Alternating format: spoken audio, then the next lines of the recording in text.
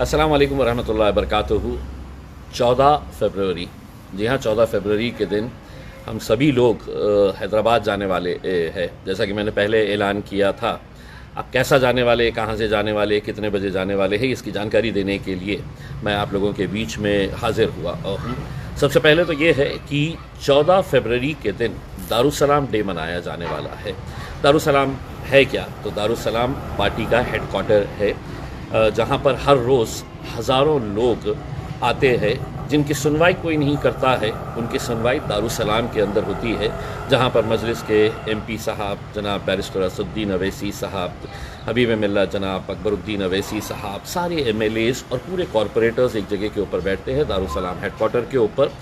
और जो इंसान जिस किसी तकलीफ़ के अंदर है वो वहाँ पर आता है, अपनी सुनवाई करवाता है और वहाँ पे उसकी जो भी परेशानी है उसका हल निकाला जाता है। तो दारुसलाम डे 14 फरवरी के दिन मनाया जाने वाला है। साथ ही साथ 14 फरवरी के दिन महाराष्ट्र में जो कामयाबी मिली है नगर परिषद और महानगर पालिका के इलेक्शन में, उसका जश्न भी मनाया जाएगा। हम सब क्यों जा रहे हैं दारुसलाम? तो बैरिस्टर असदुद्दीन अवैसी साहब, अकबरुद्दीन अवैसी साहब और मजलिस इत्तेहादुल मुस्लिमीन का शुक्रिया अदा करने के लिए जा रहे हैं। अगर ये जमात ना होती तो मेरे हिसाब से हमारी आवाज़ ना होती, इसीलिए हम जा रहे हैं उनका शुक्रिया अदा करने के लिए और ये बताने के लिए कि जिस जमात की शुरुआत हैदराबाद से हुई थी, आज वो महाराष्ट्र में ही नहीं बल्कि पूरे हिंदुस्तान में किस तेज़ी के साथ दौड़ रही है, आगे बढ़ रही है। 14 तारीख़ के दिन हम अलग अलग जगह से जितने भी लोग आ रहे हैं, ऐसा ज़रूरी नहीं है कि पूरे के पूरे एक ही रैली के अंदर, अगर किसी की सहूलत ये होती है कि नहीं मुझे यहाँ से दूर हो जाएगा करके, तो वो अपना रास्ता इख्तियार कर सकते हैं।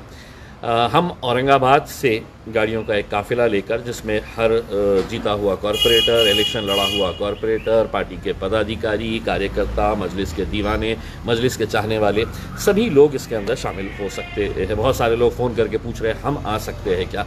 देखिए, दारुसलाम आपका है, मजलिस आपकी है, तो कोई भी आ सकता है इसमें। लेकिन वहाँ पर जो जीते हुए कॉरपोरेटर्स हैं, काउंसिलर्स हैं, उनका इस्तकबालिया प्रोग्राम रखा गया है, तो आप भी उसमें शरीक हो सकते हैं, क्योंकि उनके जिताने के अंदर आप लोगों का भी बहुत बड़ा हाथ है। 14 तारीख़ के दिन सुबह 6 बजे हम औरंगाबाद के आम खास मैदान के ऊपर जमा होंगे, जो जामा मस्जिद के सामने है, अपनी अपनी गाड़ियों के साथ। जामा मस्जिद के सामने आम खास मैदान पे गाड़ियाँ खड़ी रहेगी और हर गाड़ी के ऊपर मजलिस का झंडा रहेगा।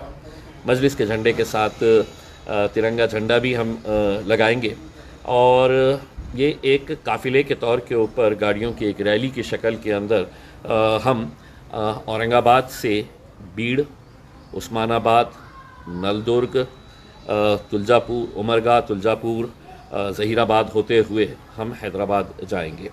अब इतना बड़ा सफ़र है तो बीच में एक ब्रेक तो बनता ही है।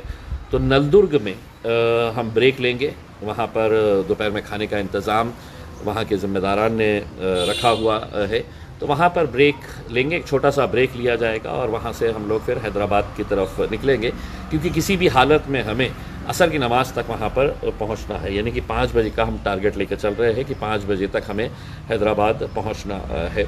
अब ये है कि एक चीज़ साफ़ कर देते हैं, चूँकि हमें पहुंचने का वक्त तय है और रास्ता बहुत बड़ा है। रैली की शक्ल में जब आप जाते हैं तो आपको डिसिप्लिन और स्पीड, इस सब बातों का ध्यान रखना पड़ता है। तो रास्ते में कहीं पर भी स्टॉप नहीं होगा। अगर कोई सोच रहा होगा कि मैं यहाँ पर रुकाकर इनका इस्तकबाल कर लूँगा, यहाँ पर रुकाकर इनसे मुलाकात कर लूँगा, यहाँ पर रुकाकर सेल्फ़ी निकाल लूँगा, फ़ोटोज़ निकाल लूँगा, तो ये मुमकिन नहीं होगा। उसमें जो भी है वो आधे घंटे का जो हमारा ब्रेक रहने वाला है नलदुर्ग के अंदर, वहाँ पर आप अगर चाहे तो मुलाकात कर सकते हैं। अब जितने लोग अलग अलग शहरों से आ रहे हैं, आपको तय करना है कि आपको कन्वीनियंट कौन सा है। एक रैली की शक्ल तो यहाँ से जा रही है जो औरंगाबाद से निकल के बीड़, उस्मानाबाद होते हुए जा रही है। अगर किसी को ऐसा लगता है कि मुझे बीड़ क़रीब होता है तो आप बीड़ से ज्वाइन हो सकते हैं। किसी को लगता है कि मैं उस्मानाबाद मेरे लिए क़रीब होता है तो आप अपना रास्ता इख्तियार करके उस्मानाबाद आ जाए। लेकिन जब वहाँ पर गाड़ियाँ लेकर आए तो इस बात का ख्याल रखिए कि गाड़ियाँ एक के पीछे एक लगाई जाए रास्ते के ऊपर। हमारी रैली की वजह से किसी दूसरे को तकलीफ़ ना हो, इस बात का पूरा ध्यान रखना चाहिए और हम रखेंगे। इनडिसिप्लिन हम किसी भी तरीके से बर्दाश्त नहीं करेंगे। जो पार्टी के जितने भी ऑर्गेनाइजर्स है जो इसकी तरतीब बताएंगे कि कैसा करने का है करके, तो उसको फॉलो करना होगा। किसी ने भी बहुत ज़्यादा स्पीड में गाड़ियां नहीं चलाना है, किसी ने भी एक दूसरे को ओवरटेक करने की कोशिश नहीं करना है। इन सब बातों को हम सबको ध्यान देने की ज़रूरत रहेगी। इम्पॉर्टेंट ये है कि हर गाड़ी के ऊपर हमारा झंडा, पार्टी का झंडा जो है वो झंडा लगाना है करके, क्योंकि अब ये झंडा लहरा रहा है, पूरे हिंदुस्तान के अंदर लहरा रहा है। तो हम भी जा रहे हैं अपने क़ायदों का शुक्रिया अदा करने के लिए कि जिसकी शुरुआत आपने हैदराबाद से की थी। आज देखिएगा कि मजलिस कहाँ कहाँ तक पहुँच चुकी है करके। तो यही बातें मैं आप लोगों को बताने के लिए आया हूँ। हम हर रोज़ कुछ ना कुछ अपडेट इसके ताल्लुक़ से हम करते रहेंगे। हमने अपने ऑफिस के ऊपर रजिस्ट्रेशन रखा हुआ है ताकि हमें भी ये बात का पता चल सके कि आखिर में कितनी गाड़ियाँ होने वाली है करके। तो वो रजिस्ट्रेशन की वजह से हमें आसानी ये होगी कि हैदराबाद जब पहुँचेंगे तो गाड़ियों की पार्किंग का भी इंतज़ाम करना है।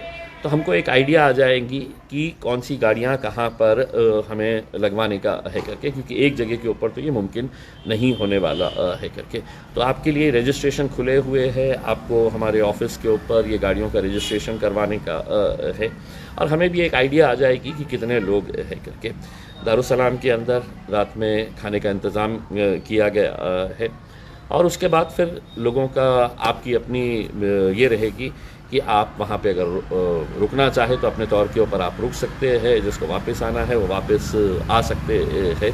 तो ये सब बातें हम आपको बताने के लिए आज आपके बीच में आए हैं। उम्मीद करते हैं कि बहुत अच्छी रैली रहेगी और हिंदुस्तान देखेगा कि मजलिस किस तेज़ी के साथ बढ़ रही है, आगे चल रही है। शुक्रिया।